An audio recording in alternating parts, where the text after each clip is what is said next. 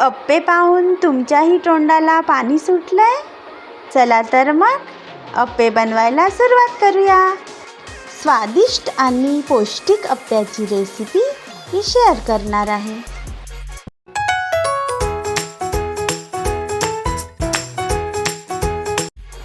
अप्पे बनविण्याकरिता 2 मोठी वाटी तांदूळ घ्यायचे आहे आणि छोटी वाटीच्या प्रमाणात घेऊया चना डाळ, उडीद डाळ आणि मूग डाळ.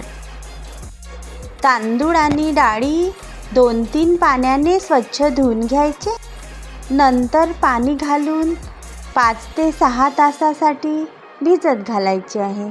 छान भिजल्यानंतर मिक्सर पॉटमध्ये बारीक करतानाच हिरवी मिरची टाकून घ्यायची आणि थोडं पाणी घालून मिश्रण बारीक करायचं.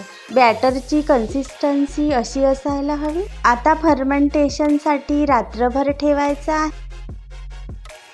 सकाळी बघू बॅटर किती छान फर्मेंट झालं आहे.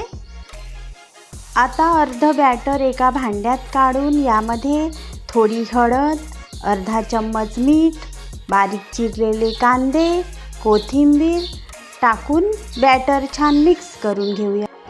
आवडत असेल तर टोमॅटो, गाजर, सिमला मिर्च पण तुम्ही ॲड करू शकता.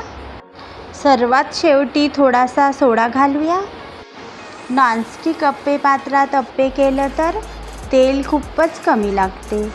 तर असे कडेकडेने आपण बॅटर टाकून अप्पे करून घेऊया.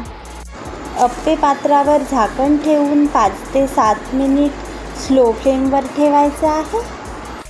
अप्पे पलटून दुसऱ्या बाजूने पण 2 मिनिट शिजवून घेऊ. तुम्ही अशाच प्रकारे अप्पे बनवता का? कमेंटमध्ये नक्की सांगा. आता अप्पे टम्म फुगून छान तयार झाले आहे. याला प्लेटमध्ये आता काढून घेऊया. नॉनस्टिक अप्पे पात्र वापरलं तर तेल कमी लागते आणि अप्पे चिपकतही नाही. अशाच प्रकारे आणखी अप्पे मी इथे बनवून घेतले. अप्पे तयार झाले. आता चटणी बनवून घेऊया. तेल गरम करून मिरची, जिरे, मोहरी, कढीपत्ता, थोडे नारळाचे काप, भाजलेले शेंगदाणे चांगले परतून घेऊया. शेंगदाणा खोबऱ्याची चटणी म्हणजे अप्प्यासाठी एकदम परफेक्ट. थंड झाल्यावर थोडी शेव, दही, कोथिंबीर, साखर, मीठ, हळद टाकून चटणी बारीक करून घेऊ.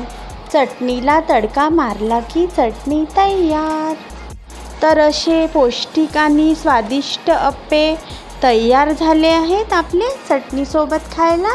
माझी अप्प्याची रेसिपी आवडल्यास व्हिडिओला लाईक करा. अशाच नवनवीन रेसिपीसाठी चॅनलला सबस्क्राईब करा. धन्यवाद.